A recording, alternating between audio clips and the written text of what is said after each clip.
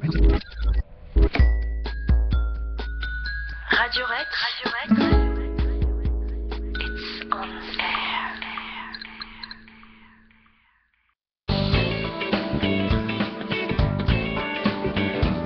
air. Restez cordiaux, messieurs, ce n'est qu'un débat.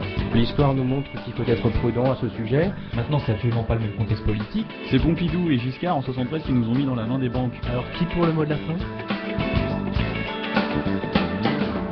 Bonsoir à tous et bonsoir à toutes, c'est un véritable plaisir de vous retrouver sur Radio Rec après cette semaine d'absence pour cause de raisons diverses. Voilà, nous étions tous à nos occupations et nous sommes de retour ce soir avec Marc qui est présent pour une belle chronique dans quelques instants sur la ville de Constantinople et son port englouti. Et puis Maxime qui débattra avec lui ensuite sur un sujet très intéressant. Il s'agit de la place de l'histoire face aux projets urbanistiques et à la rationalité économique. Des fois quelques conflits entre les deux parties.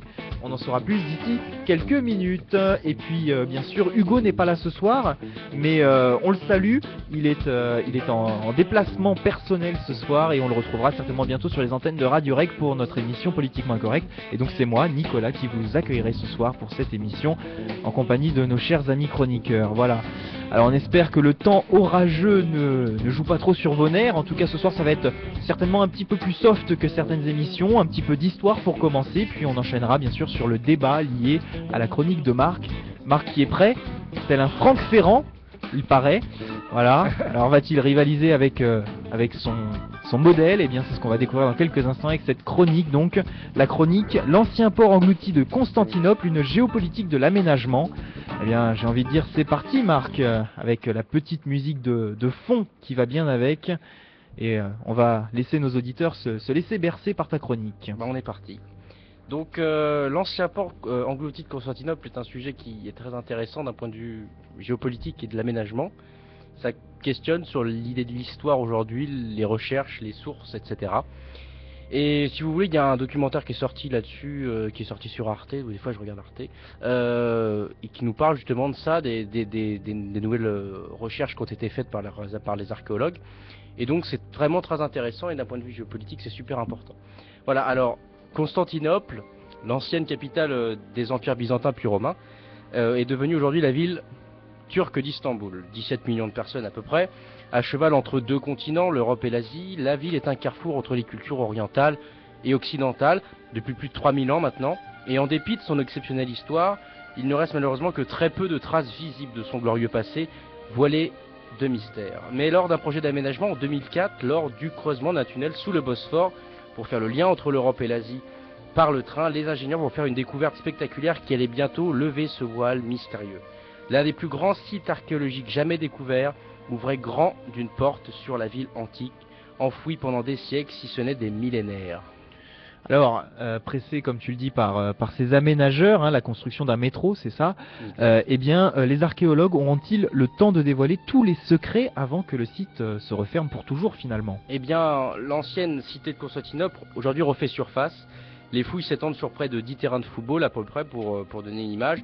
Et la période s'étend à peu près, pour grossir le trait, du 4e au 15e siècle, à l'époque où Rome y avait transféré son pouvoir politique. Il y a des milliers de trésors à étudier. Le site a livré une grande variété de produits, squelettes humains, animaux, bijoux, poteries. Mais c'est bien la vie maritime qui intéresse ici.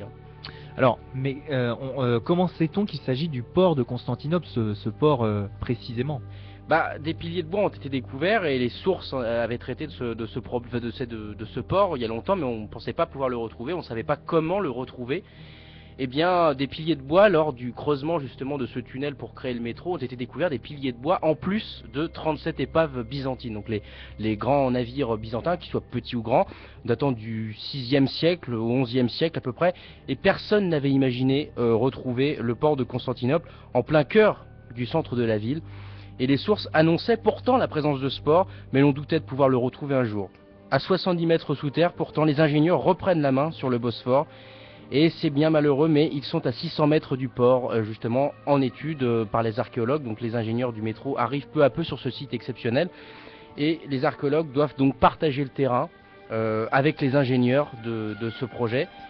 Mais les fouilles, c'est vrai, sont extrêmement complexes pour ce port, puisque l'archéologie est régie par des règles indubitables.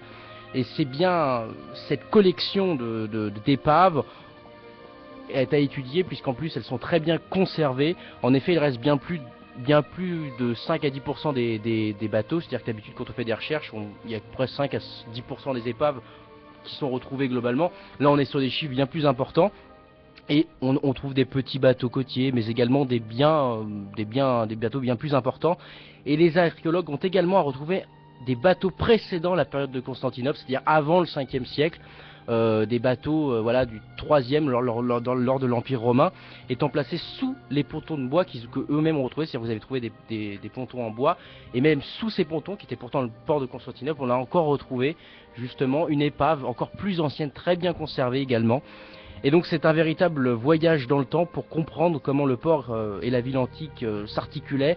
Construite en 330 par Constantin, elle contrôlait l'entrée de la mer Noire. Ce fut une véritable puissance commerciale qui rivalisait même avec Venise. Construite par Théodose Ier, donc qui est né en 347 et mort le 17 janvier 935, et qui était un empereur romain de 379 à 395. Eh bien, il est le fils de Théodose l'Ancien, qui a lancé justement ce développement du port. On parlait donc de Constantinople comme la nouvelle Rome ou la nouvelle Jérusalem. L'aménagement prévu pour avril 2010, pour en revenir au métro, n'est pas encore terminé. Ça coûte à peu près 4 milliards d'euros. Mais au début, les archéologues travaillaient uniquement 2 jours. Et sous la pression de cette rationalité économique, le projet doit avancer rapidement. Les ingénieurs ont décidé de mettre en place un éclairage de nuit pour que les archéologues puissent travailler. Et donc il doit découvrir des siècles d'histoire, un cycle exceptionnel en un temps record. Ça, on n'est pas sur des décennies, on est sur la moitié d'une décennie, ils font le plus vite possible. Mais ce qui est compliqué, c'est de savoir comment mettre en place ces fouilles, parce que c'est extrêmement complexe. On voit bien les rivalités donc entre les différents acteurs à Constantinople. Alors, pourquoi, dis-nous tout, ce port avait-il disparu? Est-ce qu'on le sait? Bah justement, ce qui est important à savoir, cette question justement, il est dur encore une fois d'y répondre, mais il faut savoir il faut le savoir vite, avant que le site de Yenikapi, c'est-à-dire le port et le quartier d'Istanbul en question, ne soit recouvert de béton et d'un immense centre commercial. C'est-à-dire qu'on va sacrifier un site archéologique hallucinant de grandeur et d'histoire pour ces projets qui sont pas extrêmement importants.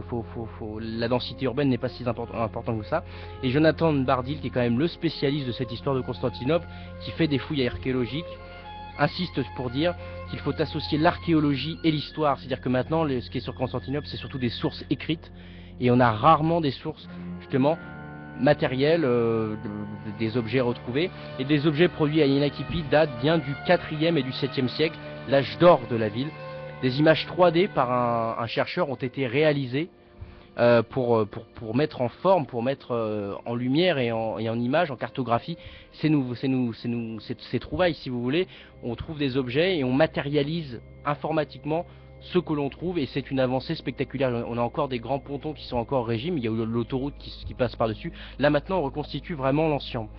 Constantinople était vraiment un centre commercial. Les premiers ports ont été construits au nord généralement, puis vers l'est. L'empereur Julien a fait construire un port au début du 4e siècle.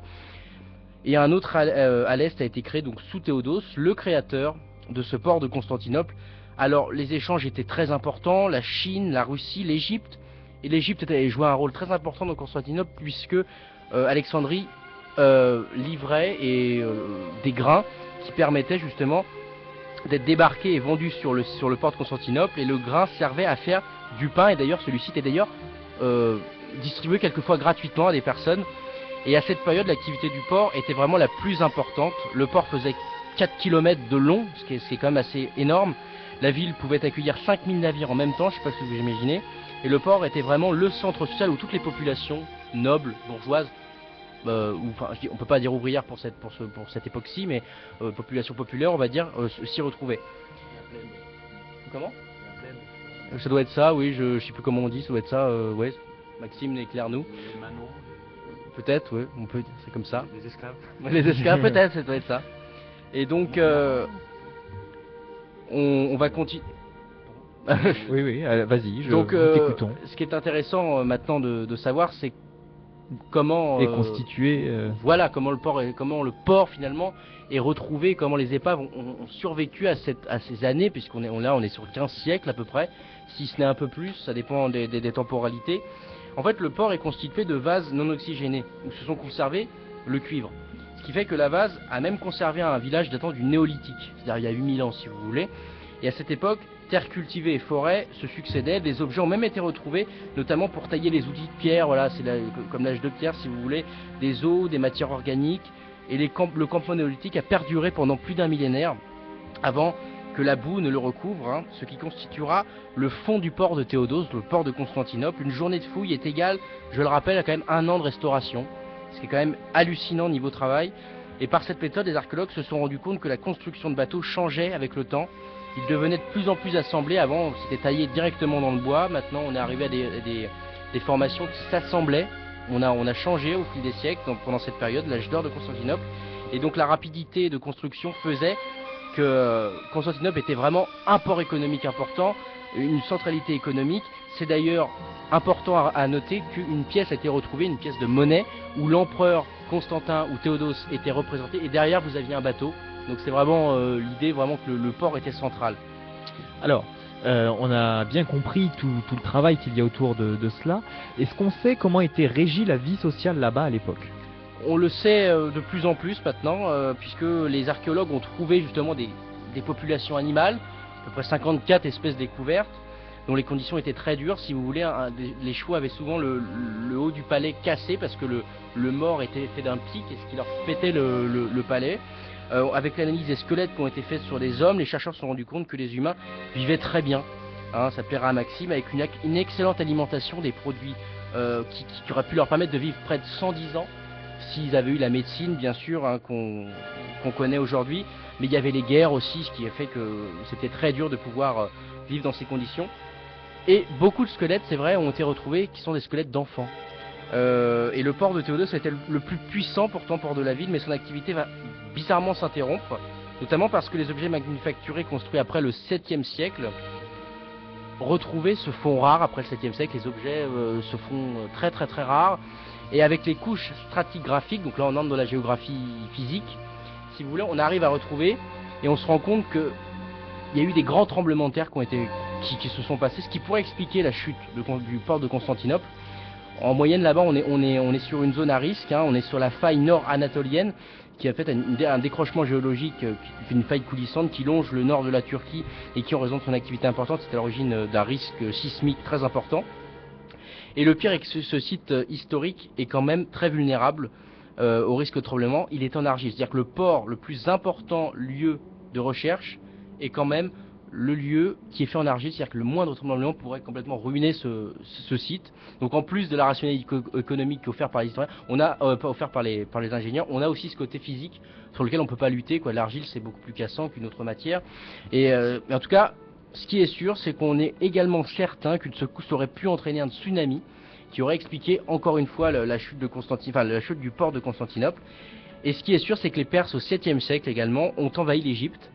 Ce que de fait, les grains n'arrivaient plus à Constantinople, je viens de vous le dire, vous savez, les grains étaient importés, du coup, les Perses envahissant l'Égypte, les graines n'arrivaient plus, l'activité économique de Constantinople ne pouvait plus perdurer. Il y avait également la peste qui se sont passées, cela peut signer l'arrêt de Constantinople également. L'avancée de la vase aussi, la vase a progressivement pris le pas sur l'eau, avec l'avancée des couches stratigraphiques, ce qui a pu expliquer la fin du port. Il n'y avait plus que l'Est au Xe siècle, alors qu'on avait le Nord, l'Est, le Sud également.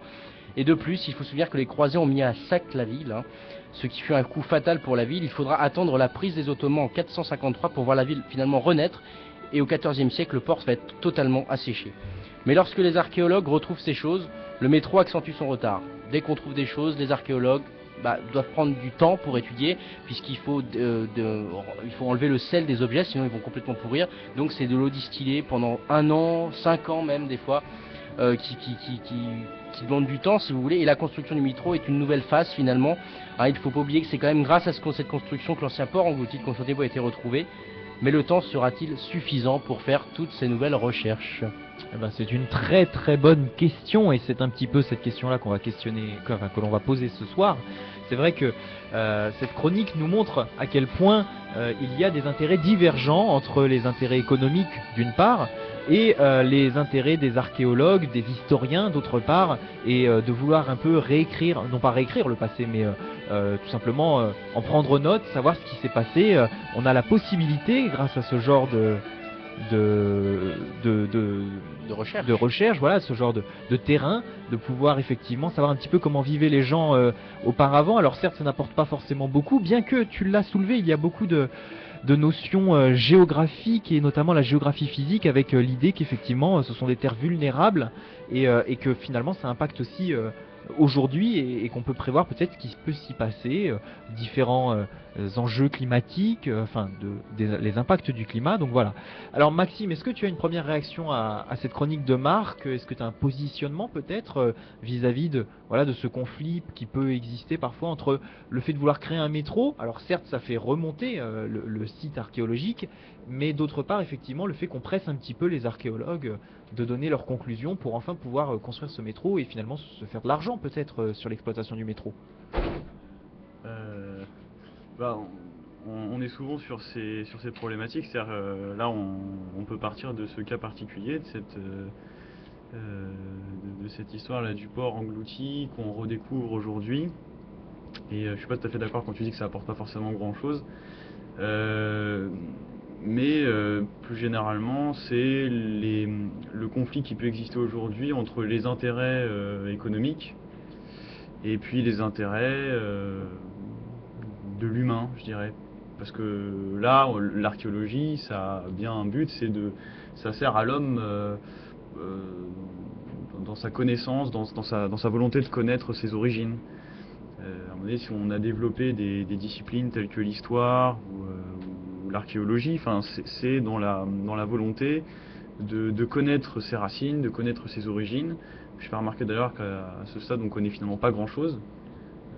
Ce qu'on sait, c'est quand on essaie de remonter à la jeunesse de l'humanité, finalement, on a des fouilles, on rouvre des grottes, on a des choses qui se fossilisent, mais en réalité, on sait que très peu de choses.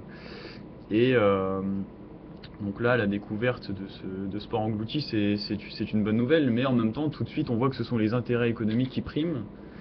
Et là, on a un des symptômes aussi de notre époque, c'est-à-dire que alors que l'économie normalement devrait servir l'homme, c'est l'inverse, c'est l'homme qui sert l'économie. Puisque, comme je disais, voilà, les fouilles archéologiques vont servir les intérêts de l'homme dans sa volonté de connaître ses racines, de s'élever par sa connaissance du passé.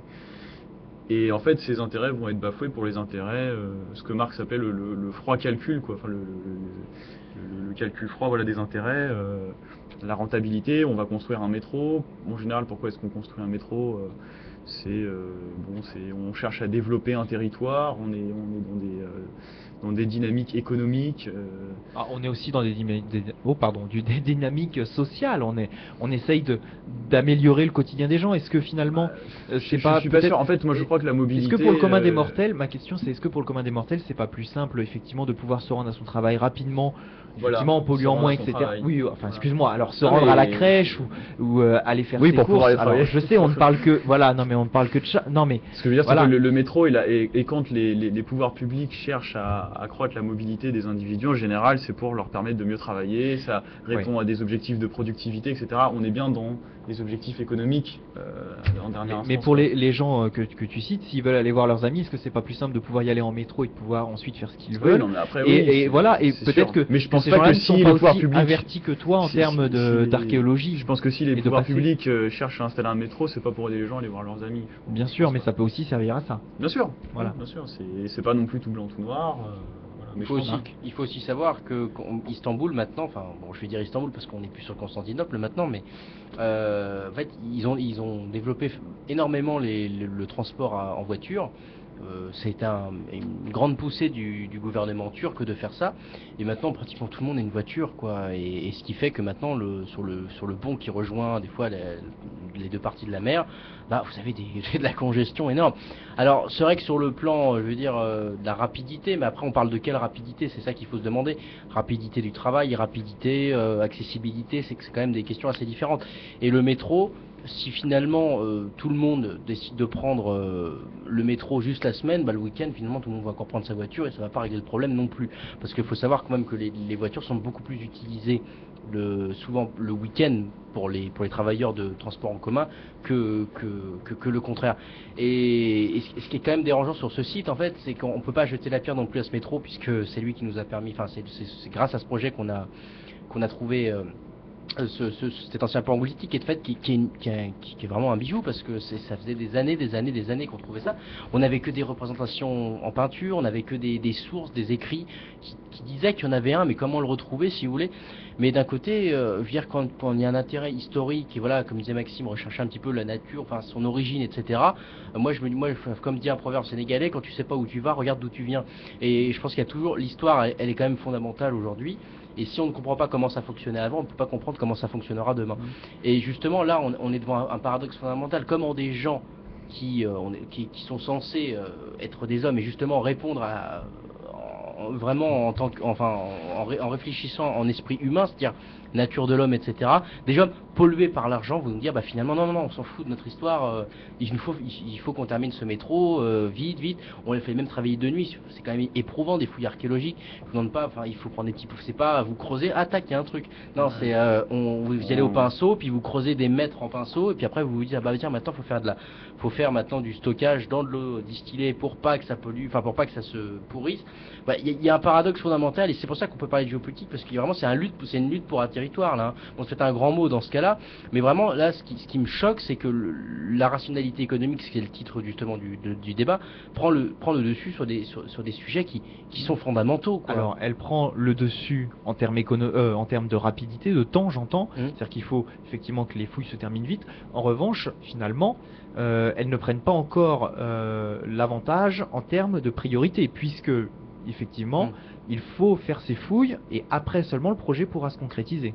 Évidemment, mais ce qui est dérangeant là-dessus, c'est que on donne du temps, d'accord, mais combien de temps? Je veux dire, c'est complètement débile de dire bah, finalement vous laissez 2 semaines, vous faites pas des fouilles en 2 semaines.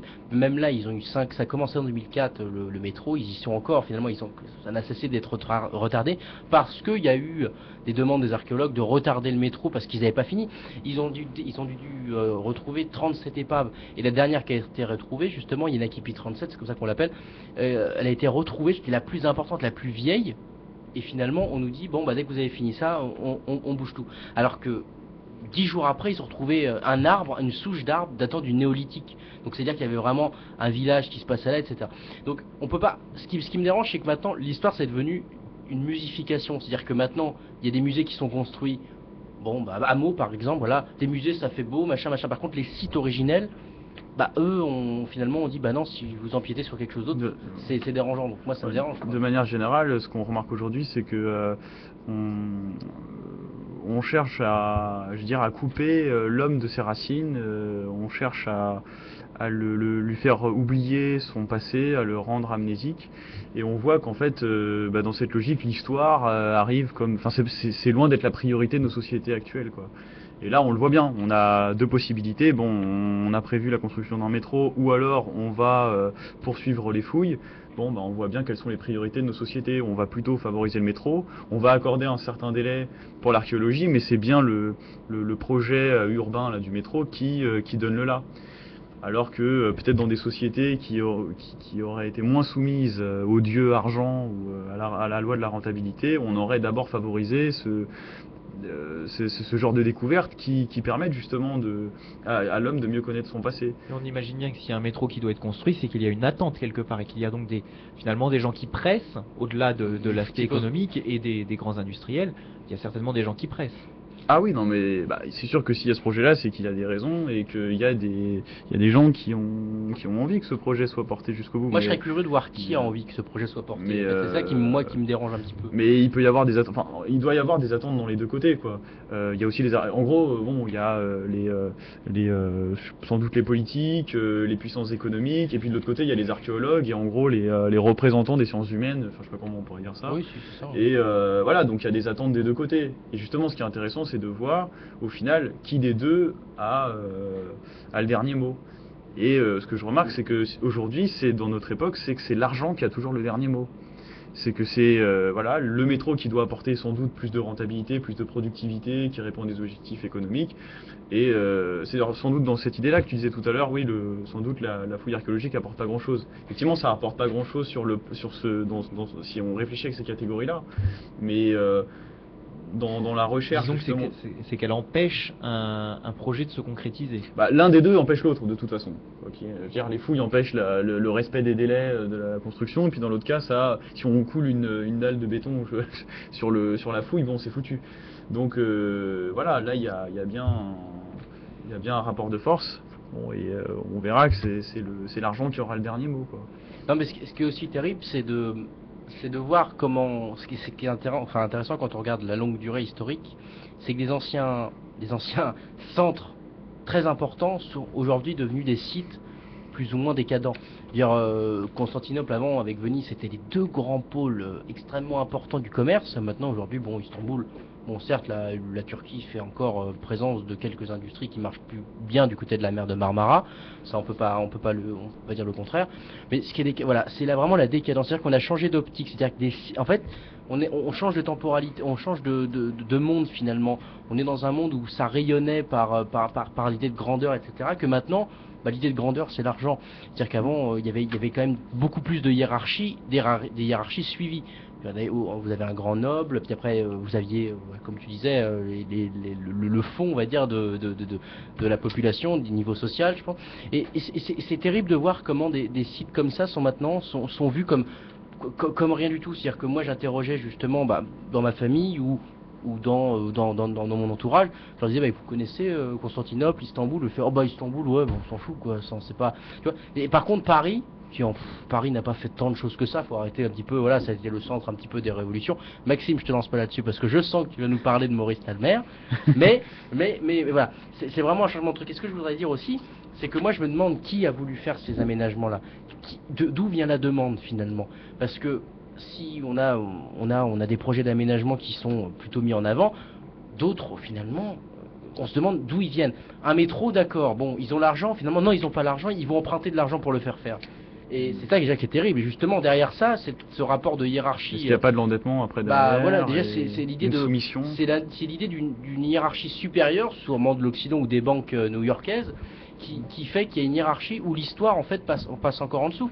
Et moi je suis curieux de savoir si les gens les Strambouillotes, comme on les appelle, les gens d'Istanbul, se disent plutôt pour la perduration de ce site, enfin l'analyse concrète, longue, même si c'est long et il faut le faire, ou plutôt pour le métro. C'est-à-dire que Paris-Plage, par exemple, c'est sûr que si on interrogeait tous les Parisiens, tout le monde dirait faut absolument pas faire ça, faut pas faire les berges de Paris, faut pas les empêcher à la circulation. Mais il n'y a aucun truc qui est fait, c'est-à-dire qu'il y a une proposition, c'est comme pour le mariage homosexuel. Ouais, un petit déficit de démocratie, quoi. En fait, si vous voulez, c'est vous votez pour là c'est pareil dans le cas turc, hein, c'est pas, on peut parler des choses plus larges, mais on vote pour quelqu'un qui peut-être qu'il a été élu pour faire le métro, j'en sais rien, mais si dans ces votants, ceux qui ont voté pour lui, ça veut pas dire qu'ils sont forcément ils voulaient voter pour lui, c'est-à-dire que c'est peut-être un choix par défaut, etc. Parce que quand on regarde les manifestations, ou pour Paris-Plage par exemple, ou même pour ça, il y a des manifestations qui sont faites dans la rue justement pour que le port de Constantinople soit mis en avant et que la construction du métro soit stoppée, ou que le trajet soit contourné. Et puis finalement, ça a coûté 4 millions, il disait, ça nous a coûté 30 millions d'euros, un ingénieur du métro, ça nous a coûté 30 millions d'euros de retarder l'échéance, mais il fait, mais 30 millions c'est rien du tout, comparé à 4 milliards. 4 milliards du projet global. Mais c'est quand même terrible, quoi. 30 millions, c'est rien. Pour eux, c'est rien, mais par contre, ça les embête de donner justement un peu plus pour que les fouilles se continuent. Moi, ça me révolte. On sent effectivement l'idée que tu nous parlais du passé et de comment rayonner ces places par rapport à aujourd'hui. Donc on sent que l'idée peut-être de méritocratie fait qu'aujourd'hui on cherche à faire le plus possible en économie et finalement à chercher le meilleur, mais pas forcément sur le bon tableau. C'est peut-être à relier à ça. Ce qui est dur aussi, c'est que maintenant, c'est dans une idée de métropole, Istanbul. C'est-à-dire c'est un pays qui veut rejoindre l'Union Européenne. Bon, finalement, on ne sait pas si ça se fera, mais c'est comme s'il y avait un schéma directeur pour devenir une métropole. C'est-à-dire que pour devenir une métropole, pour devenir compétitif, pour encore faire de l'argent, il faut faire un métro, il faut faire des ponts, il faut que tout le monde se mette à la voiture, il faut des hommes cinéma, il faut ce truc comme ça. Mais alors qu'un site historique de cette grandeur-là, Constantinople, c'est quand même pas rien quand même. C'est un site gigantesque. C'est-à-dire, pourquoi ne pas vraiment faire cette ville? D'ailleurs, il y a des projets qui ont été lancés pour un musée, pour faire justement ce musée-là. C'est retardé. Les ingénieurs disent non, on n'a pas le temps. Ça va vous prendre encore plus long parce que moi, je suis convaincu. C'est Jonathan Bardi qui est quand même la référence là-dessus sur cette histoire de Constantinople, qui a étudié à l'université d'Istanbul. Et d'ailleurs, j'ai essayé de trouver un de ses bouquins. Parce que je me dis c'est intéressant de lire vraiment. Parce que j'ai lu des articles sur Constantinople, sur le port, il y a eu quelques trucs, mais pas forcément bien. Mais il y a eu un livre de lui qui est sorti. C'est tellement rare à trouver que ça vaut 600 € l'exemplaire. Hein. Ah oui, quand même. Même Amazon, donc j'ai été un petit peu déçu, c'est vrai, beaucoup je l'ai pas acheté. Je sais pas que ça Il va les faire, fait hein. relier avec des De la reliures en feuille d'or, or. en fait, Oui, ouais, c'est c'est ça. des feuilles. Et j'étais vraiment choqué de voir que ça pouvait que d'autres jouets pouvaient être trouvés maintenant. C'est-à-dire qu'on a retrouvé même des sandalettes de nobles. Vous savez, les petites sandalettes, enfin un petit peu à la style un peu romaine, comment on appelle ça, les Spartiates, je crois, je ne me trompe pas. Voilà, on a retrouvé des trucs extrêmement conservés. C'est-à-dire qu'en plus d'être un site archéologique, donc où on peut trouver des trucs, c'est un site qui a, grâce à la vase non oxygénée, qui a conservé tous les éléments. C'est-à-dire qu'il y a la coque du bateau. Bon, il n'y a peut-être pas la proue, hein, il n'y a peut-être pas la voile, évidemment, ça s'est décomposé, mais il y a tout. C'est un site niveau sédimentation, niveau stratification, c'est hallucinant comment c'est bien conservé. Ils ont retrouvé des théières, ils ont retrouvé des traces du commerce. C'est comme ça en fait. Tout ce que je viens de vous dire, c'est grâce aux fouilles qui ont été faites. C'est pas parce qu'on savait qu'il y avait ça. C'est-à-dire on doutait qu'il y avait ça, mais là on a trouvé et on pouvait avérer, oui ou non, qu'il y avait ce commerce qui était fait. Et de vouloir se mettre au schéma, à l'image de la métropole avec un métro, Moderne, machin, mondialisé, moderne, intégrer la voilà, mondialisation. ça conduit à faire historiquement, ça conduit à faire des grossières erreurs, quoi. Enfin, je pense que les exemples se trouvent bien d'autres exemples, hein, maintenant, mais c'est vrai que on discutait de ça tous les deux, Nico. Avant, justement, tu disais qu'avant qu'un projet maintenant soit fait, même en France, Voilà. il fallait absolument que des fouilles sur le terrain vierge soient effectuées. C'est pour ça qu'on observe souvent des mottes de terre assez grandes dans les futurs, quand vous voyez permis de construire, vous voyez souvent ces mottes qui sont soulevées de terre, etc. Ce qui fait que s'il y a un problème, si on trouve un problème, non, c'est pas un problème, mais si vous trouvez un site archéologique, surtout qu'à Meaux c'est propice. À Meaux il y a des terrains c'est l'ancien site de la Grande Guerre. On se souvient de ces grandes batailles près de Meaux, etc. Donc là, s'il y a des trucs qui sont trouvés, c'est fait. Mais là, par contre, c'est-à-dire que à Meaux, où c'est pas extrêmement important, les simples éléments qui ont été trouvés, on a eu des grands bâtiments qui ont été, des grandes sculptures qui ont été faites, ça a été conservé. C'est-à-dire qu'il y a une musification autour de ces trucs-là. Mais alors, dans les grandes villes urbaines, c'est pour ça qu'en fait, l'urbain, en somme, pour l'histoire c'est pourri, quoi, je veux dire, parce que c'est de la rationalité. Il faut que ça soit carré, il faut qu'il y ait des trucs, il faut qu'on construise Mais ça, c'est de notre époque. C'est de notre époque, parce que si tu regardes l'urbanisme de l'Ancien Régime, on n'est pas... Au contraire, je veux dire, c'est ce qui fait la richesse de l'histoire et c'est ce qui fait la richesse du patrimoine culturel français ou même européen, quoi. C'est juste qu'aujourd'hui, l'urbanisme est au service de la rentabilité. Un Quand on urbanisme parle exacerbé. des processus de métropolisation, en fait, c'est de l'intégration à la mondialisation, ou accélération, diversification, multiplication des échanges, et on parle, enfin tout ça au service de l'économie. On n'est pas au service de la culture. On n'est pas au service du patrimoine architectural, parce que on n'est pas au service de la qualité, je veux dire plus largement. Parce que parce que la qualité nécessite du temps. Et le temps, vous voyez bien qu'on ne l'a pas. En fait, on ne prend pas. Ça, c'est vraiment une déviance de nos sociétés à un moment donné, c'est le rapport au temps. Quand on décide à un moment donné que le temps c'est de l'argent, effectivement, on va produire en quantité, mais la quantité ne peut pas être de la qualité. À un moment donné, il y a un problème de contradiction.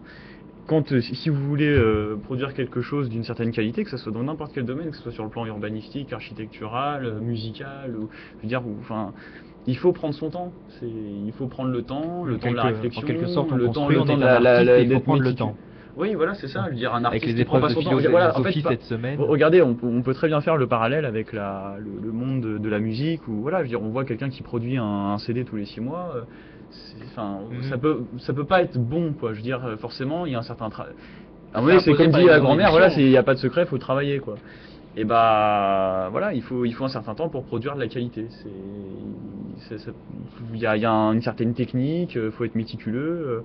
Et je pense que quand on a bâti la cathédrale de Meaux, je pense qu'on a pris un peu plus le temps, qu'on n'était pas à devoir respecter des délais, des deadlines, je sais pas quoi, avec des investisseurs. Là aujourd'hui, l'urbanisme est au Planifié. service de l'économie. L'urbanisme planifié. Bah, C'est ça, en fait, ce que tu veux- non, ce que, enfin, le fait de devoir c'est planifier l'urbanisme qui est au service des objectifs économiques de rentabilité. On construit un métro parce qu'il faut que les gens se déplacent plus vite. Ils se déplacent plus vite, on sait que c'est un investissement, ils travailleront plus. Voilà. Donc oui, on a intérêt, c'est rentable de construire un métro, même si un métro en soi c'est une dépense, mais c'est un investissement, si tu veux, dans l'esprit. Construire une cathédrale, c'est pas rentable. Construire une église, c'est bon. Enfin, je veux dire, à part peut-être Par les l'aumône, dons, mais c'est voilà, tout, mais ouais. je veux dire, ça va coûter énormément d'argent, mais on le faisait pas pour des raisons économiques, mais pour des raisons plutôt d'ordre spirituel. Alors du coup, pardon. Oui, voilà. Ouais.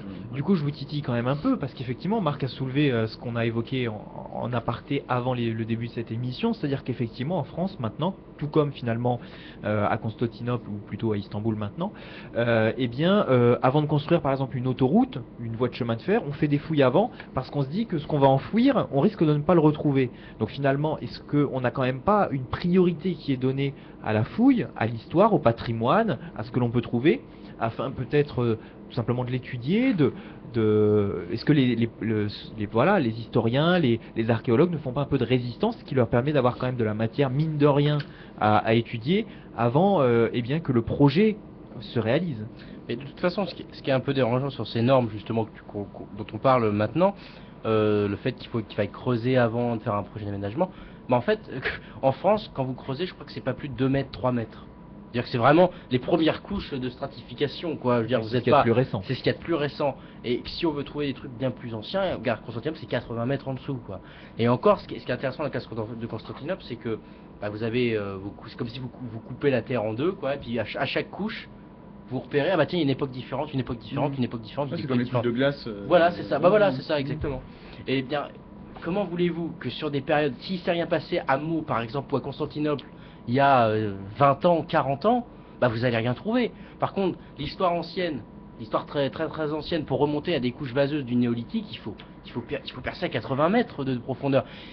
C'est quand même ça qui est un petit peu difficile à trouver juste là-dedans. C'est-à-dire que soit on le fait à fond, soit on le fait pas. Ça voudrait dire qu'il faudrait prendre toutes les parcelles de la Terre et les reprendre à 80 mètres? Non, si vous voulez, moi je dis pas ça, je dis que sur des sites historiques, dans lesquels on sait qu'il peut potentiellement y avoir quelque chose. Meaux, on peut peut-être retrouver aller à 50 mètres de profondeur, non, beaucoup moins, à 5 mètres, 10 mètres de profondeur, des objets datant de la Grande Guerre, par exemple, c'est possible. Mais sur des sites où l'histoire se questionne, l'histoire, ça va avec l'archéologie. On peut pas faire de l'histoire sans aller sur le terrain ou faire des fouilles archéologiques. Si vous faites de l'histoire ancienne, Constantin, c'est nécessaire. Alors moi je dis, sur des sites où les historiens ont dit qu'il potentiellement il pouvait y avoir quelque chose, comme pour le pétrole, potentiellement exploitable. Sur des sites comme ça, il faudrait quand même faire des plus grosses recherches parce qu'on en arrive à des aberrations où un métro va complètement ruiner toute une recherche archéologique qui aurait pu être faite avec les moyens qu'on a maintenant.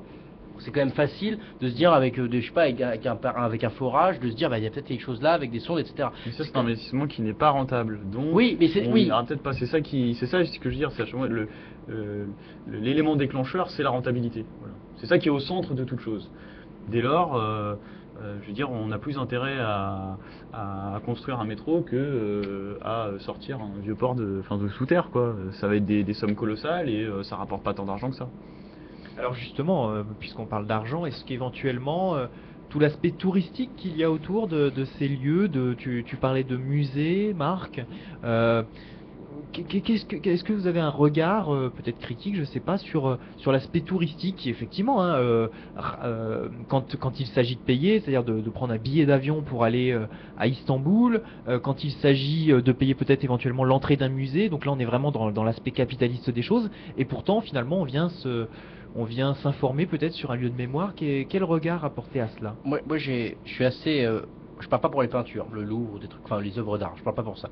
Moi je suis assez... je conteste un petit... Enfin je conteste pas, c'est pas vraiment le mot, mais j'ai un regard assez critique là-dessus, puisque quand tu regardes dans des musées anciens, par exemple le mémorial de de la guerre de 40. Je crois que c'est en Normandie. On n'y avait pas été à Caen, Qui y a pardon. été? Moi, je n'y ai pas été. Ah, à Caen, pardon. Je n'y suis pas allé. Je suis désolé, ma classe n'a pas été sélectionnée. Ah d'accord. Bon bah voilà, moi j'y étais. Un privilégié. Mais en fait, Je n'ai eu le droit qu'aux photos. d'accord. Moi j'ai dû y aller, c'était en quelle classe? C'était en terminale. En terminale, donc j'avais quoi, 18 ans, 17 ans? C'est ça. 17 ans parce que je suis de fin d'année. Voilà. Saurais-tu. Alors j'avais pas le regard, j'avais pas les lectures avec moi pour me dire finalement, bah est-ce que ce qu'on nous montre c'est vrai? Moi j'ai un regard très critique là-dessus. Déjà sur le plan de la filmographie et sur le plan de l'historiographie, puisque ce qui me dérange c'est que des fois on dit des trucs faux. C'est-à-dire qu'ils sont pas mis à jour. Alors, je veux pas rentrer dans l'esprit complotiste ou dire des choses comme ça, mais des fois on entend des aberrations. On va nous expliquer que finalement ces photographies-là, l'image et l'iconographie en histoire c'est important. C'est-à-dire que c'est pas parce que c'est quelque chose qu'on montre et que on dit bah voilà une image qui a été prise ou qui a été faite, et bien que c'est la réalité. Par exemple sur les mutins dans la guerre de 40 ou dans la guerre de 14, pardon, on avait des photos qui se faisaient finalement c'était pas des mutins. Déjà sur ce plan-là, déjà l'iconographie est embêtante. La filmographie pareil, dire qu'on est vraiment sur, moi l'histoire aujourd'hui est faite c'est monolithique. C'est-à-dire que ça va que dans un sens. Si on va justement au mémorial de la guerre d'Algérie, on se rend compte finalement, ou dans l'exposition qu'on avait faite, je me souviens en cours, Nico, là, on avait été sur comment ça s'appelle déjà ce truc, tu sais ou pas? Le musée de l'histoire de l'immigration. Voilà, c'est ça, voilà. Il y avait un truc réservé à l'Algérie, et finalement vous arrivez à des trucs où il y a des trucs qui sont complètement faux, c'est très vulgarisé, etc. Et le troisième truc, c'est sur le plan matériel. Je terminerai juste là-dessus. Je me suis rendu bien évidemment au musée de la Grande Guerre de Meaux, qui est le plus grand musée européen de la Grande Guerre. Alors, j'entendais les responsables et l'historien qui avaient cette collection assez exceptionnelle, il faut quand même le dire, nous dire, nous, on a voulu assister sur le côté humain. C'est-à-dire que c'est pas un musée où vous allez avoir 40 000 tanks, non. C'est vraiment l'aspect humain, c'est-à-dire que vous avez beaucoup d'habits, etc. Et moi, ce qui me dérange, c'est que des habits, l'exposition en somme, dans un lieu, on va pas dire banal, parce que mon mot, ça fait quand même un lieu important, ça ne peut pas retracer. C'est-à-dire que Omaha Beach, où il y a eu le débarquement de Normandie, quand vous allez sur le site où vous avez des gros trucs comme ça c'est des sites historiques. Ça, c'est des lieux historiques. Que des trucs comme ça soient visités, mais ils le sont pas, ça je me dis oui. Parce que ça, c'est des trucs, vraiment, tu te dis, bah oui, les gars, ils étaient là, quoi. Ils étaient là, ils se sont mangés des bombes en pleine tête, et ils étaient vraiment là. Moi, j'ai vraiment du mal à une exposition. C'est-à-dire que les gens qui se sont cassés la gueule, c'est pas qui se sont fracassés pour la France ou pour d'autres pays, parce qu'évidemment, sur ces combats-là, les deux côtés, on prenait, enfin, pas les hauts gradés, hein, évidemment, mais en tout cas, les soldats en prenaient pour leur grade. Eh bien, moi, ce qui me dérange, c'est d'exposer ces trucs-là qui sont plus, des fois, sont totalement faux.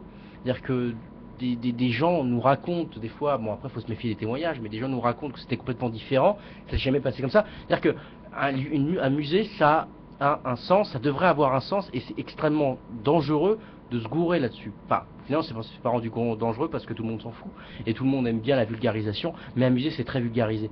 On va nous sortir, j'avais été au mémorial de la Shoah, qui est c'est dans quel quartier de Paris, du Marais je crois.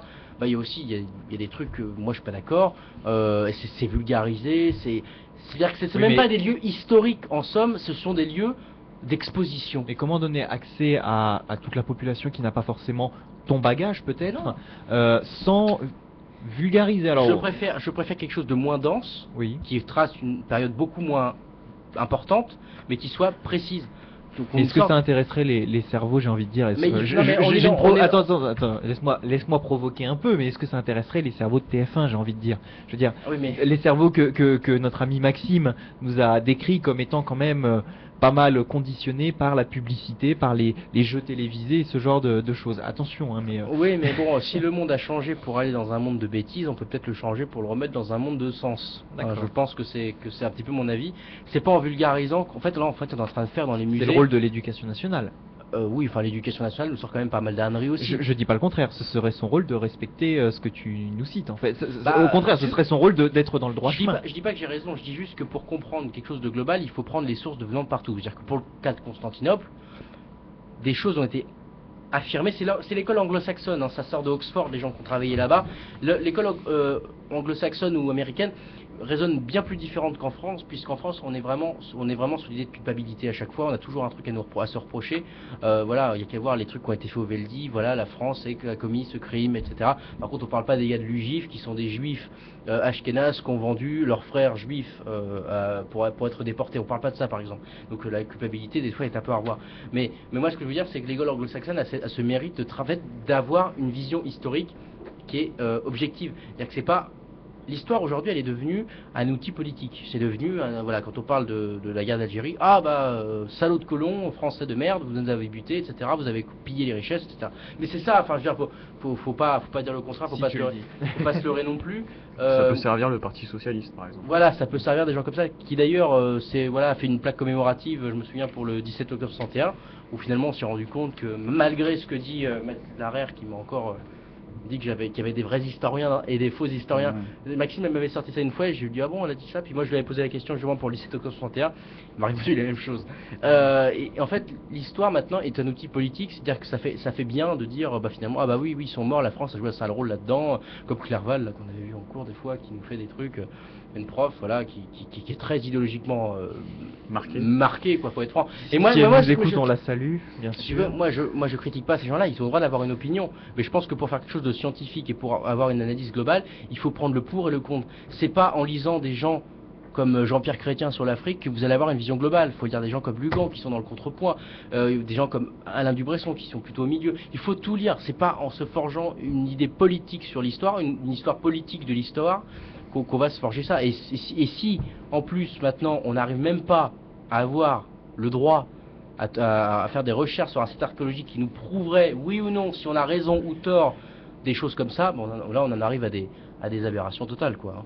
Maxime, sur l'idée du tourisme, des musées, en fait plus largement l'histoire en fait elle doit être au service de l'homme et des sociétés humaines, et elle est à la base même du nationalisme, au sens où l'histoire permet de construire ce qu'on appelle un mythe national, et qui est un peu un des Pourquoi ne dénominateurs permet-elle pas communs. un mythe international? Pardon? Pourquoi ne permet-elle pas un mythe international plus que national? Pourquoi est-ce que c'est forcément géographiquement, national? à un moment donné, il y a des problèmes de distance. Donc ça peut être très bien, ça peut ne pas être national, mais local. Beaucoup de points communs sur le plan historique avec un japonais, de la mesure où Mais vous avez y a-t-il tellement un point d'espace qui commun vous entre séparent, vous n'avez pas Marseille et vraiment une Paris? chose en commun. Y a-t-il un point commun entre Marseille et Paris? Enfin, des points communs. Ce que je veux dire, c'est pourquoi la délimitation nationale? Oui, non, mais c'est vrai que tu poses une bonne question. C'est alors le royaume de France, à partir de quand ça commence, quelles sont les différentes expansions. Écoute, on a un certain nombre de points communs, parisiens, marseillais, au cours de l'histoire, même si c'est aussi il y a des divergences. Et là, c'est le régionalisme. En football notamment. Oui, enfin là, ouais, on est vraiment dans le dernier des degrés de trucs. Mais bon, en tout cas, quelles que soient les échelles, on a, je pense, à un moment donné, besoin de cette idée. De la même manière qu'à l'échelle individuelle, voilà, peut-être pour que ça mette tout le monde d'accord. À l'échelle individuelle, on a tous tendance à vouloir remonter, faire sa généalogie. Vouloir savoir, alors on arrive à remonter jusqu'à grand-père, arrière-grand-père, mais au-delà. Et on est tous curieux de savoir, est-ce qu'on a des origines étrangères, si oui, quels sont les pays, des confessions, des professions, est-ce qu'on était plutôt riche, pauvre, quels étaient les types de métiers que pratiquaient nos aïeux. C'est un sentiment humain, naturel de vouloir, pour pouvoir se situer soi-même, faut connaître son entourage, voilà. Donc, à l'échelle d'un pays, voilà, on a le mythe national, parce que j'utiliserai un terme qui a été un peu trop galvaudé, mais qui est l'identité nationale. Voilà. Et donc, c'est pour ça que l'histoire est une discipline qui est importante. Le problème, c'est comme disait Marc, c'est que ça peut devenir très vite un outil politique, et que un mythe national peut être revu, modifié pour que ça serve certains intérêts politiques, que ça en desserve d'autres. Et là, on n'est plus dans de la vérité ou de l'objectivité, on est dans de la propagande. Ça sert des intérêts politiques, donc On ménage les je pense qu'en fait c'est important de faire de l'histoire. Maintenant, effectivement, on a toujours ce danger, on a toujours le problème de cette dérive de la propagande. Voilà. Donc c'est difficile après de savoir comment. C'est-à-dire, tu peux pas non plus t'empêcher de faire de l'histoire sous prétexte que ça pourrait prêter le flanc après. Mais je sais pas si ça répond à ta question sur le tourisme. Oui. Je raisonnais plutôt sur l'idée de mythe national et de l'intérêt de l'histoire dans les sociétés humaines. Mais finalement, avoir la fréquentation de certains musées, notamment, on pense aux musées qui ont ouvert. Alors bon, là, ça n'a rien à voir avec avec les fouilles, hein, mais c'est vrai que les musées dans le Nord, quand on voit les fréquentations des grottes l'été, bon alors les gens aiment bien s'y réfugier parce qu'il y fait plus frais qu'à l'extérieur, et c'est vrai que ça fait du bien, mais il y a quand même un intérêt pour tout ce patrimoine, pour les grottes, pour les fouilles archéologiques, pour la nature parfois. Il y a voilà, il y a du développement touristique autour de ça. Est-ce que vous avez un avis sur ces pratiques qui, effectivement, hein, personne s'en cache, rapportent certainement de l'argent à des compagnies, mais qui, d'un autre côté, entretient finalement un petit peu la flamme historique que chacun a en soi, l'esprit dont tu parlais. Ça peut être une autre dérive aussi, c'est-à-dire que pour faire un billet en plus, on va folkloriser encore un peu plus, on va accentuer la différence de culture, on va accentuer la différence des pratiques du Moyen-Âge ou je sais pas de siècles passés, et en fait quelque part on se contrefiche pas mal de la vérité historique. Encore une fois, ça peut être une autre dérive, mais tu remarqueras que dans les deux cas, l'idée c'est soit le pouvoir, soit l'argent. C'est dans un cas où on cherche à travestir l'histoire pour conditionner les esprits d'une certaine manière, pour ramener une population à un endroit donné, ou dans l'autre cas où c'est pour faire un billet en plus. Donc on peut pas faire confiance quand on se dirige vers un musée ou vers je parlais d'une grotte. Ah si, parce que non, mais c'est juste qu'il faut systématiquement garder, à mon avis, son esprit critique. Mais ça c'est valable partout, que dès que tu ouvres un bouquin, dès que tu regardes, même quand tu parles à quelqu'un, enfin faut pas non plus être dans la paranoïa mais voilà, l'esprit critique, à mon avis, c'est une faculté humaine qui s'entraîne, qui se développe, qui est là, qui est innée, mais qui parfois se désactive chez certaines personnes. Et pire encore, des fois, certaines personnes pensent l'avoir activée, alors qu'en fait, non, c'est pas le cas. Mais voilà, faut que ça reste toujours sur on, quoi, sans que ça prenne non plus une part, que ça se transforme en paranoïa, du doute permanent et de tout relativiser. Mais voilà, faut toujours prendre de la distance par rapport à ce qu'on voit. Marc, moi j'aurais quelque chose à rajouter, parce que tu dis justement qu'il faut faire un petit peu attention. Enfin, tu nous questionnais sur les sites un petit peu historiques, le Louvre par exemple, les trucs comme ça, ou plutôt comment ça s'appelle, c'est ce truc où le truc où tu es censé te réparer physiquement quand tu casses une jambe. Lourdes, voilà. Voilà, qui est sous les eaux, sous les eaux en ce moment d'ailleurs. Il n'y a pas de miracle. Justement, très bien que tu me lances parce que justement j'avais un truc à rajouter sur l'inondation des eaux, justement la place de l'histoire là-dessus. Alors en fait, moi ce qui me dérange, c'est que on fait des lieux déjà de culte, un commerce, c'est payant. Et puis il y a la petite boutique souvenir. Voilà, c'est vrai, c'est que c'est une période charnière de l'histoire. Et on en fait un commerce. Déjà, premier point, moi ça me répugne. Sur des sites par contre comme ça, comme Constantinople, évidemment pour l'instant tout le monde peut pas y aller, c'est que des archéologues, il faut qu'ils fassent la recherche avant, etc. Mais j'espère que s'ils arrivent à faire un truc, pour moi il devrait pas y avoir en somme les musées, parce que musée ça veut dire payant généralement, la culture, si elle est populaire, elle doit être accessible à tout le monde. C'est-à-dire que les objets, les épaves qui sont retrouvées à Constantinople sont aux Strombouillottes, sont à l'Humanité, généralement on ne devrait pas payer pour aller voir des lieux comme ça. On faut en faire un commerce. Moi je trouve ça déjà terrible. Sachant qu'il y a quand même une partie ça peut payer aussi les gens qui entretiennent. Voilà, il y a quand même une partie qui est dédiée à la recherche, au personnel et à ces choses-là. Et effectivement, il y a certainement. Et je ne pense pas, enfin après peut-être avez-vous d'autres éléments, mais je ne pense pas que ce soit le secteur, par exemple les musées ou ce genre d'endroit. Je parle pas des musées. Non, mais je ne crois pas non plus que ce soit les sites ou les musées l'endroit où on trouve le plus de personnes qui profitent. Je pense qu'on en trouve bien ailleurs, et que dans les musées, effectivement, il y a une grosse partie du ticket qui ne va pas à des actionnaires, mais plutôt effectivement à la recherche, au fait de payer les personnes et à l'entretien, etc. Peut-être, j'espère que tu as raison. Je l'espère aussi. J'en sais rien, personnellement j'en sais rien, parce que je me dis que par exemple dans le truc de Meaux, quand ça a été construit, c'est un truc gigantesque qui a coûté des millions. D'autant plus que beaucoup de musées sont quand même nationaux, donc finalement ne profitent pas des actionnaires, puisque ils sont à l'État finalement, ou au département. Parce que je me pose une question, c'est que l'État n'a pas d'argent, mais il arrive à financer quand même des choses comme ça. Alors je me demande si derrière l'intérêt public il n'y a pas de l'intérêt privé non plus. C'est je sais pas, j'avoue que sur cette question là je serais pas à l'aise. Et moi ce qui me dérange, c'est plutôt la fermeture physique d'un lieu ouvert, un lieu public. Lourde, c'est quand même l'idée de faire une infrastructure pour exposer, nous dire ce qui s'est passé, des fois avec quelques erreurs malheureusement, mais bon, je veux dire, le lieu est là, c'est une construction, c'est pas l'humanité, c'est pas l'homme et l'humanité Enfin, c'est pas le monde qui l'a créé en soi, c'est-à-dire c'est pas des rencontrements de plaques tectoniques et ah bah tiens il y a un beau musée. Non, c'est autre chose. Et moi ce qui me dérange totalement, c'est que par exemple on fait des frontières physiques pour des lieux qui sont censés être accessibles à tout le monde. Là le site finalement va être barrié d'un structure physique de béton. Je veux dire, le site de Constantinople, c'est fini, vous pouvez plus y avoir accès. J'en fais tomber ma bouteille d'eau. Et c'est ça qui me dérange. C'est vraiment la. Tiens, on pourra employer un terme dont on a parlé tout à l'heure, Maxime, en parlant des murs. Tu peux me le ressortir, s'il te plaît. La théico-politique. Voilà, Ça vaut le coup de faire une licence. Ça vaut le coup Pour de ressortir ce genre de mots. Voilà, bon là on est plutôt sur allez-y, la théico-politique qui est donc l'idée de politique d'encloisonnement. D'encloisonnement par des murs physiques ou non physiques, c'est le théico-politique c'est plutôt des murs physiques. Ouais, on est plutôt dans des murs physiques. C'est plutôt des murs physiques. Bah tiens, Israël. Tiens, le nouvel apartheid. Tiens, c'est un bouquin qui vient de sortir, le nouvel apartheid d'Israël. On dérive là. On dérive. Attention. C'est bon, on a perdu quelques auditeurs. Ou on en a gagné peut-être. Ouais. Je sais L'heure pas. est plutôt.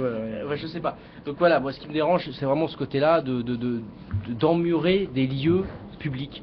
Mais bon, le constat se retrouve ailleurs, mais est-ce qu'on aurait suffisamment de place disponible pour continuer à développer des infrastructures qui finalement quand même permettent de faciliter la vie au quotidien? Oui, non, mais dans notre société. C'est vrai, non, je suis d'accord. Tu parles des autoroutes, des axes, des trucs on comme parlait ça, du métro tout simplement à Constantinople, à Istanbul. Mais... Oui, non, mais c'est bien Constantinople, voilà, parce que comme ça tout le monde. Parce que c'est bizarre quand on demandait à quelqu'un, est-ce que tu t'imagines Istanbul, on va dire la Turquie, quand on va dire Constantinople, on va dire, moi j'ai posé la question, ah ouais, c'est le grand quelque chose. Déjà, on sait même pas que c'est Constantin, vous savez, avec le règne de la chrétienté, le début de l'ère chrétien, le début de l'Occident. Déjà, ça on le sait pas déjà. L'Orient plutôt. De quoi? C'est oriental. Oui, bien sûr. Bien sûr. On devrait dire Occident. Ouais. Non, je veux dire, c'est la naissance. Bah si, Constantin, c'est le début de l'Occident.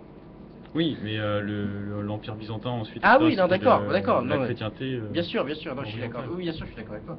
Mais voilà, je sais plus où j'en étais. Du coup, ça m'a un peu coupé dans mon truc. En tout cas, les gens te disaient c'est grand, mais. Voilà, c'est-à-dire que déjà sur cette dénomination, c'était juste pour répondre à l'erreur qu'avait faite Nicolas, qui pour moi n'est pas une erreur, justement, puisque si on peut appeler Constantin Istanbul pour que les gens comprennent que c'était un lieu hyper important et qu'on se défonce pour protéger ce site qui n'a même pas encore... Parce que le site serait fermé à la limite, enfin le site aurait déjà délivré tous ses secrets, bon on pourrait le fermer, il n'y aurait pas eu de problème je pense. De toute façon maintenant il ne sert plus à rien, l'eau n'est plus présente ici, donc la question ne se pose pas. Mais alors tu posais la question de savoir si on pouvait avoir suffisamment de place maintenant pour développer des infrastructures. Pour développer des infrastructures, c'est vrai que là on est là tu parles dans une logique de métropole, c'est-à-dire que là où on veut des aménagements c'est là où il y a le moins de place. Ça c'est logique, c'est bien connu, c'est pour ça qu'on fait des trucs souterrains justement, parce qu'on n'a pas de place en surface. Mais au bout d'un moment, il faut se questionner. C'est-à-dire qu'au bout d'un moment, si la logique de métropolisation ne fonctionne plus parce qu'elle conditionne, elle enferme, elle met des gens à l'écart, elle met des gens concentrés au milieu, il n'y a plus de place nulle part, il faut même creuser dans le sol pour pouvoir finalement, par de la distance au sol, rester accessible partout au truc. Moi, c'est cette question-là qui m'énerve. Soit on fait jusqu'au bout, soit on continue cette logique d'étalement urbain, et qu'on est capable de le maintenir et de dire bon on a fait comme ça, on continue comme ça, mais on met pas en péril des lieux comme ça quoi. Dire, eux ils ont rien demandé, enfin dire nous les historiens ça fait des années qu'ils cherchaient justement ce site et finalement on nous dit bah non parce que maintenant les méthodes ont évolué, il faut faire autrement. Bah on a envie de leur dire bah faites autrement mais faites pas comme ça pour pas abîmer ce site là. Et sur le point, et là ça montre bien la faiblesse finalement de la culture aujourd'hui, c'est-à-dire que tout le monde s'en fout, enfin peut-être même que les Strambouillottes, je sais pas, peut-être qu'ils n'ont rien à faire de ce site-là, mais c'est quand même terrible de se dire que quelque chose qui pourrait nous apprendre quelque chose sur l'histoire de l'humanité, enfin je pense que c'est quand même ça comme ça qu'on peut raisonner, parce que Constantin c'est quand même du 5e, on peut aller sur une temporalité, au niveau des fouilles c'est du 5e au 14e siècle, c'est une temporalité gigantesque, ça peut nous apprendre sur 10 siècles d'histoire, alors qu'un projet va nous apprendre quoi, oui on sait faire un tunnel, voilà, on sait faire mettre un métro, c'est génial, tip top et tout, alors que finalement ça va tomber en panne. Enfin, moi je suis. Puis ça va très mal vieillir, on voit comment ça vieillit, les vieilles métropoles, enfin je sais pas, quand on voit Paris, sa banlieue, en fait on voit que ce qu'il y a de beau dans Paris, c'est ce qui a été construit avant l'ère de la métropolisation, de la mondialisation quoi. L'île de la Cité, des trucs comme ça. Je veux dire tout le centre de Paris, ce qui est en gros le plus beau quoi, je veux dire les plus belles constructions. ça a pas, enfin, bon, il y a un peu d'Haussmann, tout ça, mais je veux dire, c'est tout ce qui a été construit par voilà, les corporations. C'était pas le marché du travail tel qu'on l'a aujourd'hui, voilà. Avec Développe les corporations pour ceux qui savent pas. Ah, les corporations, c'était le vieux système, c'est ce qui a précédé le marché du travail, quoi. C'était les métiers étaient organisés en corps. Vous aviez le corps des charpentiers, le corps des menuisiers. Par hasard, tu commences par la charpentier au hasard. Oui. Mais bon, vous aviez aussi, je sais pas moi, il n'y avait pas de corps de domestiques, mais vous aviez le corps des maçons, des bûcherons, enfin, etc., etc. Et c'est au moment de la Révolution française qu'on a mis fin aux corporations, sous prétexte que voilà, c'était les lois de la République, que le citoyen devait être libéré de toute forme de, pas de tyrannie, mais disons d'oppression. Et donc, sous couvert de libéralisation, voilà, libéralisation, hein, j'ai bien donné le mot, parce qu'en fait, on voit que les philosophes des Lumières et leur courant, en réalité, étaient les précurseurs du libéralisme à la française. Donc bref, voilà, tout ça pour dire qu'il y a eu une époque où peut-être on prenait un peu plus le temps, où justement l'argent n'était pas le mobile le plus important. La rationalité économique, voilà, pour reprendre le thème là, de notre problématique, la rationalité économique n'était pas la priorité dans l'esprit de ces gens-là, alors qu'aujourd'hui voilà, les mentalités ont évolué et on se dit pourquoi faire quelque chose si ça remplit pas des objectifs économiques, quoi.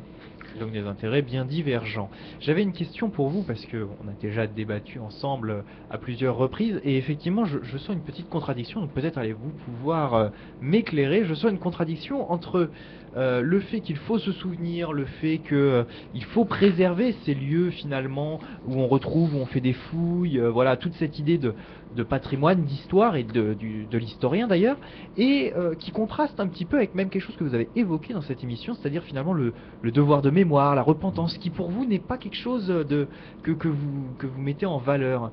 Est-ce qu'il n'y a pas un petit peu, voilà... Mais c'est parce qu'en fait, il n'y a pas de contradiction en réalité, c'est que on sait, on l'a expliqué tout à l'heure, ou c'est ce que j'ai dit, c'est tout à l'heure quand j'ai dit que le mythe national en fait avait son intérêt, sauf dans le cas où il est déformé et travesti pour servir des intérêts qui sont contraires à la vérité, en gros.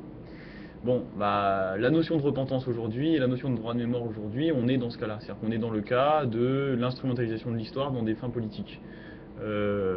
Justement, c'était ce que Marc disait tout à l'heure. Aujourd'hui, voilà, on n'a de cesse de culpabiliser la France dans son histoire. Alors qu'en réalité, si on regarde un petit peu, on voit que par rapport à d'autres pays voisins, on a quand même moins à se reprocher, à mon avis. Donc, mais pour autant, on a même dans les plus hautes sphères de l'État des personnalités politiques qui devraient défendre les intérêts de la France, qui au contraire sont là à s'excuser en permanence d'une histoire passée, puis souvent déformée. Ça, voilà, Marc peut en parler avec Lugan, voilà, et pas que. Et le devoir de mémoire aujourd'hui, on l'utilise aussi beaucoup dans le cas, par exemple, de la Shoah ou de tout ce qui se rattache à la Seconde Guerre mondiale. Et là, on se dit, bon, est-ce qu'il n'y a pas aussi une espèce de commerce de la mémoire? Est-ce qu'il n'y a pas une instrumentalisation qui sert les intérêts du sionisme? Est-ce que les intérêts du sionisme servent bien les intérêts de la France? Et voilà, donc là, on est dans l'instrumentalisation de l'histoire. Avec au cœur un vrai débat sur l'argent, puisque au final, les intérêts, c'est pas des intérêts culturels, c'est oui, des on intérêts a aussi économiques. des intérêts oui, financiers. Là, c'est ce qui m'amuse toujours, c'est ce qu'avait dit, je crois que c'est Sarraute, là. Ah oui, Sarraute, là. Oui, voilà, oui, parce que j'ai avait dit, ouais, Claude Sarraute, ouais. Voilà, faudrait repasser la vidéo. Qu'est-ce qu'elle avait dit déjà ? C'est Fogiel qui lui dit, elle s'adresse à Fogiel en disant, ouais, c'est les Albanais, les cons, ils ont vécu en gros la même chose que nous, mais eux, ils vivent sous les ponts, tandis que nous, en gros, on a gagné beaucoup d'argent, quoi. Ouais, c'est quand même terrible. C'est voilà, ce qui est assez révélateur. Juste, voilà, en fait. La chose, comme disait Maxime, c'est pas comme tu l'as exposé, ça semble contradictoire entre devoir de mémoire et repentance, enfin se souvenir, devoir de mémoire et déjà ce sont lieux deux choses historiques. différentes, c'est-à-dire qu'on peut se souvenir sans pour autant se repentir. Voilà, Ouais. c'est-à-dire que le travail de l'historien, c'est pas de porter un jugement, c'est de dire ce qui s'est passé. C'est-à-dire que moi, il y a des profs maintenant qui vont nous dire, bah la colonisation, ça a fait tant de choses, ça a coûté tant. ça a fait ci, ça a fait ça. Vous avez vu, c'était quand même, ils étaient pas très démocratiques, c'est des trucs démagogiques, quoi. Parce que quand on regarde un petit peu comment ça s'est véritablement passé, bah, on se rend compte que c'est pas exactement ça. Alors évidemment, sur le plan de la démagogie, puisque maintenant il faut sans cesse se repentir devant l'histoire africaine, et là il faut citer Lefebvre qui a écrit pour en finir avec la repentance coloniale, il faut citer Jacques Marseille qui a démontré que les colonies finalement coûtaient beaucoup plus à la France qu'elles ne leur rapportaient, et que des routes ont été créées, que sans l'aide de la France ces routes n'auraient pas pu être créées. Déjà que la logistique et les routes et l'entretien des routes est très faible en Afrique, et à ce côté-là il faut même regarder Dubresson, c'est un classique, c'est l'universitaire, mais lui-même le dit, sauf qu'il cherche pas la cause. Et pourquoi il y a si peu de trucs? C'est justement parce que la France est partie et qu'on n'a jamais laissé l'Afrique seule à elle-même, et les Africains se créent son histoire. Mais l'ont-ils demandé? Les Africains ont-ils demandé ces aménagements? J'ai pas dit ça, c'est-à-dire que quand on dit que la France a été néfaste, il faut se demander d'abord qu'est-ce qu'il y a eu de bien, enfin justement pas de bien, mais il faut analyser qu'est-ce qui s'est fait. On nous dit la France horrible colonisatrice, etc. Bon, au final, on payait 25 plus cher les matières premières. 25%, 25 fois 25, non, 25% plus cher les produits de matières premières que vous pouvez choper en Chine. C'est-à-dire que quand on regarde bien, même si sur l'idée de la colonisation, on peut dire c'est pas bien, ils avaient plus leur terre, c'est vrai, ça, on peut pas le nier. C'est comme si sinon j'inverserais mon truc et je dirais Israël a le droit d'aller en Palestine, ce que je ne pense pas non plus. Et je veux dire que sur le plan démagogique, évidemment c'est pas bien, mais sur le plan du constat historique, on peut pas dire qu'il y a eu une grande majorité. Je parle pas d'histoire et d'esclavagisme avant le 19e, ça je connais un peu moins. Moi je vous parle du 20e siècle, voilà, avant la fin des dernières colonisations. Eh bien, il faut se souvenir de ce qui s'est passé, mais en ayant un jugement objectif, en se disant bon, l'histoire c'est pas un tout politique, il faut avoir les... Il n'y a pas que l'esclavage, il n'y a pas que l'esclavage dans la colonisation. Il n'y a pas que ça, voilà, il n'y a pas que ça, et les cas d'esclavagisme étaient beaucoup plus minoritaires de ce qu'on a voulu en faire croire. C'est-à-dire que vraiment il y a de l'instrumentalisation, et par exemple, tu dis justement repentance, histoire de mémoire, moi je dis l'histoire est importante. Je vais reciter mon service sénégalais: quand tu sais pas où tu vas, regarde d'où tu viens. C'est-à-dire que l'histoire c'est fondamental. Mais ça c'est moi j'allais dire c'est un slogan, non c'est pas un slogan, c'est une phrase, mais bon, est-ce que vraiment on peut l'appliquer? Mais évidemment il faut l'appliquer. Elle est appliquée actuellement, c'est que c'est dans l'agencement même de cette règle-là que ça déconne, parce que évidemment on regarde d'où on vient, alors du coup on lui dit ah bah oui vous avez vu les anciens, les blancs avant ils étaient méchants contre les noirs, maintenant on a créé SOS Racisme, vous voyez. On a créé SOS Racisme. Ce qui en fait a dit, on va cultiver le droit à la différence. On va dire, vous avez le droit de vous différencier des autres. Et justement, c'est ça qui a attisé la haine. C'est-à-dire que nous, ils avaient le droit de se différencier, et les blancs qui disaient, bah non, assimilez-vous, quoi. À Rome, tu fais comme les Romains, c'est ce que... c'est un peu la même chose que sur l'idée de devoir de mémoire, où tu dis, d'un côté, vous vous dites, il faut se souvenir, en même temps, vous vous opposez parfois au devoir de mémoire. Ouais, voilà, c'est un peu pareil, oui, effectivement, avec SOS Racisme. C'est, ok, on est d'accord pour lutter contre le racisme, mais pas avec SOS Racisme, quoi. Tu vois, faut faire la distinction entre les deux, puisque on a en fait des problèmes d'imposture. Ouais, c'est ça. Donc quand on est dans... Bon, après ce qu'il y a, c'est que c'est avec tout le côté relatif de... Surtout si je puis me permettre cette parenthèse, qu'on est en train d'enlever le mot racisme des textes de loi, et finalement le mot race, pardon. Ça je pense pas. Mais effectivement, on est en train d'enlever le mot race tout en ayant une association qui s'appelle SOS Racisme. Faut faire attention à l'usage des mots. C'est vrai que du coup, je trouve ça bizarre de retirer le mot race, puisqu'on parle encore de racisme. Oui. On sait pas trop finalement comment on va pouvoir dire... Problème de langage. Ouais, on va avoir ça va être difficile de construire un discours rationnel là-dessus. Je pense que ça ouvre une voie où on va encore plus sentimentaliser la question, et ça va être sur de l'émotion. Voilà. Donc le débat va être de plus en plus difficile sur ce sujet-là, je pense. On va faire une parenthèse. C'est une parenthèse sans en être une, parce que c'est quand même important de le rappeler, je pense, parce que souvent, des fois, on le dit pas assez. Mais voilà, le travail de l'historien, pour en terminer, c'est juste d'être objectif, de dresser un constat, même si ce constat peut paraître déroutant, dire c'est pas possible. Eh bien, si malheureusement ça se passe comme ça, c'est pour ça que j'apprécie Lugan, parce que il n'est pas dans l'idéologie, il est, il est dans un constat, il dit ça s'est passé comme ça, avec des chiffres à l'appui, ça a coûté tant, ça s'est passé comme ça, on a fait ci, on a fait ça. Il y a eu ça en moins, il le dit aussi, il y a eu ça qui s'est fait dans la phase. Oui, mais il a forcément un regard bien à lui sur les questions, comme toute C'est-à-dire personne que dans ces finalement. livres, ça ne se ressent pas. Quand on l'interroge et qu'on lui demande de donner son avis, ça se ressent parce que voilà, on va me poser des questions sur un truc et tout. Nous, avec Maxime, on nous interroge sur le sionisme, on va forcément avoir un regard méchant. Par contre, si on devait faire, si on devait faire un travail d'histoire, la vie transparaît forcément, quoi. Mais voilà. après, Mais dans l'écriture, il faut dresser un constat. Et aujourd'hui, maintenant, c'est l'intérêt historique est complètement éclipsé, c'est-à-dire qu'on s'en fiche totalement. Ce qu'il faut, c'est se culpabiliser. C'est-à-dire qu'en 1761, vous avez vu, on a noyé des Algériens, la police de Papon, c'était des salopards. Au final, il y a eu un mort. Il était même pas nord-africain. Bref. Bref. Et pour en finir Il y justement a avec l'ancien, différentes versions. Mais si vous voulez, Attention. moi, ce qui me dit, oui, évidemment, il y a différentes versions. Je suis d'accord avec toi. Mais officiellement, il n'y a qu'un seul mort lié à cette affaire, recensé dans un tel endroit, etc., selon certains chiffres. Là, je Maintenant, suis il y a d'accord. différentes versions. Mais justement, Et ce n'est pas l'officiel. Non, mais c'est pas justement pourquoi on n'en parle pas de Non, non, celle-ci. mais- C'est ça que je veux dire. voilà. C'est-à-dire qu'on peut pas nous dire, bah eux non, ils sont pas bons, on va pas en parler. C'est-à-dire que si on nous dit qu'il y a d'un côté une centaine de morts et d'autre côté on nous dit qu'il y a pratiquement aucun mort, faut se questionner. Faut pas dire bah non, machin. Si les historiens là sur l'histoire de Constantinople s'étaient pas dit, il y a un port ou pas, il y avait des trucs qui disaient qu'il n'y avait pas de port. Il y avait des historiens qui disaient mais non, c'est un port imaginaire, c'est de la mythologie, etc. Si on n'avait pas croisé, c'est pour ça que l'école grande britannique est forte pour ça. C'est-à-dire qu'elle ne diabolise pas. Elle dit bon, je suis pas d'accord avec toi, mais je vais essayer de compléter. On va essayer si t'as trouvé ça, moi j'ai trouvé ça. Pourquoi? Questionnons-nous quoi.